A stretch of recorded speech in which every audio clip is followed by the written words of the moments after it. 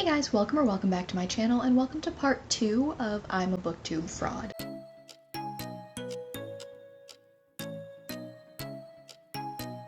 This is going to be the Sci-Fi edition. First and foremost, excuse the wet hair. We film when we can in this house, and that happens to be when Jack is sleeping 99% of the time, unless I want him constantly like trying to climb on my filming equipment.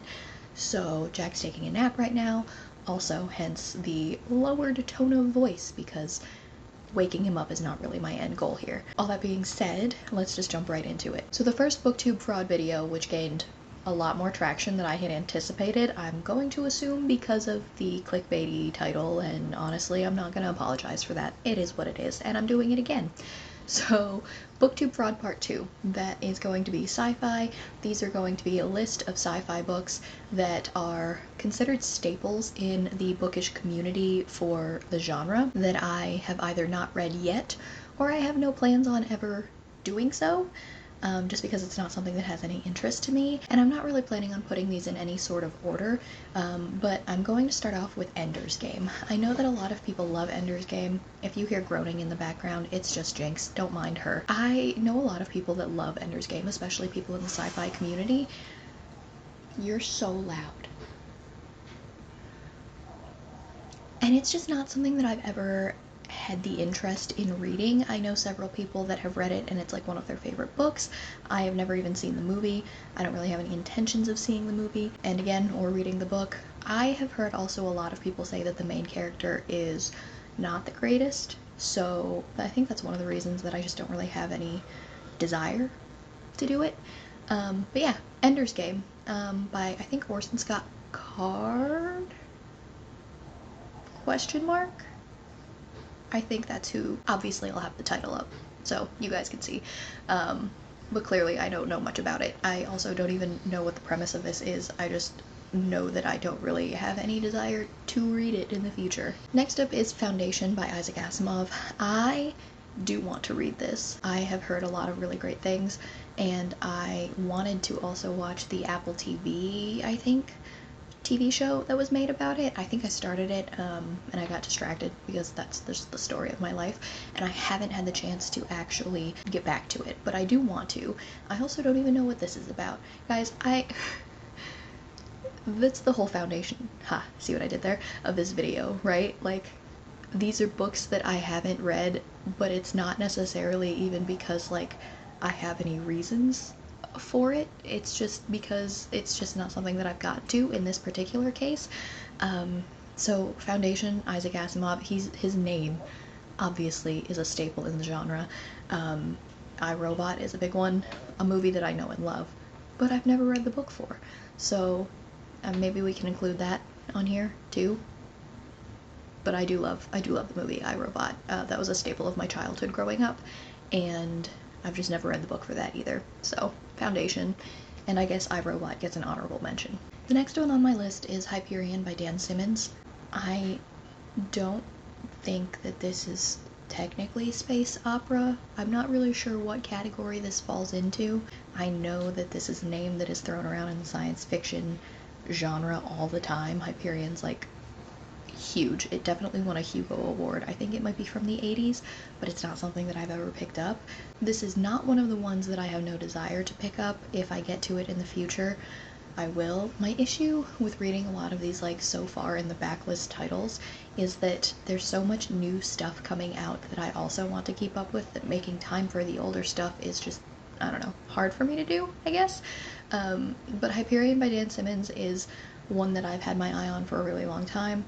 Again, the concept, the premise, I'm not 100% certain on, but I am interested in maybe attempting to pick it up in the future. Next is one, I won't even say that I tried to read it, but I did own it for a while, and then I gave up on it because I never got around to it, and I'd owned it for quite some time before I think I eventually sold it to a half-price bookstore, and that's Dark Matter by Blake Crouch. I think that there's another one that Blake Crouch has written that's also super, super popular. This one is probably, I'd say it's the newest on the list in terms of popularity, but I know that when I first joined Booktube, people really considered it to be, like, really, really amazing. I don't know if that still stands, but people considered it good enough because I believe it was adapted, once again, Apple TV, I'm pretty sure, into a movie or a TV show. I don't know who's in it. I do know that when I was researching stuff for this video, that the cover for this movie or whatever popped up. Am I opposed to watching that? Absolutely not, but my time for reading it, I think, has passed. I tried, I owned it, I had the opportunity, I never bothered. I think that this one has to do with like a man who one day out of nowhere wakes up in an alternate timeline, but he doesn't know it. It's just like some things are slightly changed just enough that he knows that something is off. He just doesn't really know what is off. That does still hold interest to me, hence why I'm interested in like watching whatever format it's in on Apple TV, if that's even where it actually is located. But yeah, it's such an interesting premise. I mean, everybody's doing the alternate timelines right now. Marvel definitely. I've seen it in like several books that I've read recently, and so it's really popular at the moment. And when I started Booktube in 2020, this particular book was really popular then also. Want to know the concept of the story, and I think that after I watch either the movie or the show, because I'm gonna keep saying that I have no idea which one it is, I might pick up the book if I'm interested after having seen that. Whether or not it's a good adaptation, I don't know. Let me know in the comments down below. But yeah, that's one that I'm still kind of open to, I guess. We're almost at the end of the list, and the next one is 1984 by George Orwell. This is blasphemy, I know. I am not one who has read a ton of classic literature. I haven't read Animal Farm, I haven't read Fahrenheit 451, I haven't read pretty much any of like those like classic sci-fi, dystopian, anything of the sort. Again, not to say that I'm not interested in doing it, it's just so hard for me to like actually make time for it, I guess. And so this is one of those ones that I was not forced to read in high school or college, and I never actually picked it up outside of that. I know the concept, I know that it's a dystopian future, I know that a lot of things are having uncomfy parallels to today's world. I'll just leave it at that. In similar vein, I've never read A Handmaid's Tale. Handmaid's Tale? You guys know what I'm talking about. Watched a large part of the TV show, and I respect the story entirely. It's just way, way, way too dark for me, the way that the world currently is, the way that this country currently is, and maybe I'll get to it in the future. This is a detour, by the way. This wasn't technically on my list, The Handmaid's Tale, but the same concept applies to 1984. So yeah, these dystopian type futures that are uncomfortably close to the state of affairs today are just a little, they're a little too close to home for me. I think I need something that is outside of the realm of likelihood in order to check off my escape from reality box on like reading in general. You know what I mean? Like that's the way that I escape from the shittiness of the world, and if it's mirroring the shittiness of the world, it's not necessarily an escape, is it? So yeah, we're just gonna save it for the future, possibly, but definitely not right now, not at this point in time. Okay, so last but not least on this list, and this is gonna be a gloriously short video, you're welcome, because the other one that I plan on putting up this week is not a gloriously short video, but the next one on this list is Dune. I don't want to hear it. I know everybody loves this right now. The movies are out, parts 1 and 2, Timothée Chalamet and Zendaya and everybody. Like, I saw the first one in theaters, guys, and prior to seeing the first one in theaters, John decided to show me the original movie. I hated it. I hated that movie so much. I did not hate the new adaptation that came out in like 2022, I want to say. 2021? I'm not sure. I didn't hate that. I was gloriously bored through 90% of it though. I mean, we saw it pretty late in a movie theater that had recliners, and I'm pretty sure I almost fell asleep. We haven't watched part 2 yet. We're probably going to, but yeah, the concept, the storyline is just not interesting to me. This is one that I don't think that I'm actually opposed to ever reading, but I feel like I know my tastes well enough to know that if I attempted to pick this up, it would not be something that is up my alley, and I think I'm just going to respect that. I think I'm just going to respect that it's most likely not something that I'm ever going to care to read or enjoy.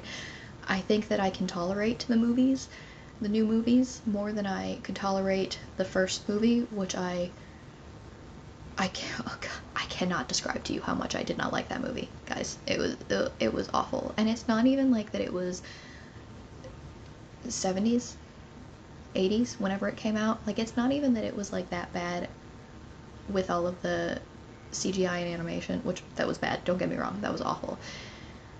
It was something, I don't know. It hit some weird uncanny valley for me that just made me uncomfortable watching it, and that put a bad taste in my mouth when I went to go and watch the new adaptation, and I just don't really feel like I have any desire to read the books. Let's just leave it there, because I don't really know what else I can say about it, you know? So, yeah, Dune's the last one on this list. I'm sure that there is plenty of other staples in the sci-fi genre that I haven't talked about, namely a lot of classics, which I have already said that I haven't read much of. I know that The Warlock in Spite of Himself is considered classic sci-fi, and that is a series that I absolutely love by Christopher Stasheff. I'm a huge Michael Crichton fan, and because of that, like Jurassic Park, Andromeda Strain. Sphere creeped me out, I will say. I'm not a huge fan of Sphere. I read Sphere, I watched the movie, it was fine.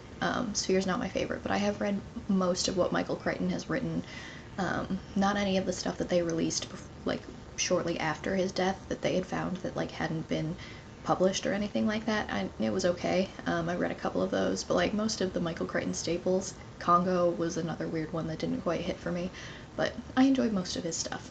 So I'm not, you know, completely illiterate in the sci-fi genre in terms of classics, but I'd say that there's probably more of these that I haven't read than in the fantasy genre. And that is it for my Booktube fraud part 2. I think my next one is going to be romance. There's definitely a lot of like big name romance that I haven't read, so I'll be filming the romance one at some point in the future. Keep an eye out for that. In terms of Booktube fraud sci-fi edition though, that's a wrap on this one. Don't forget to like, comment, and subscribe. Down in the description box you're going to see links to my Instagram, my X, and my Goodreads in case you guys wanted to follow me on any of those. But that's it for me today, guys, so I'll talk to you in my next video. Bye!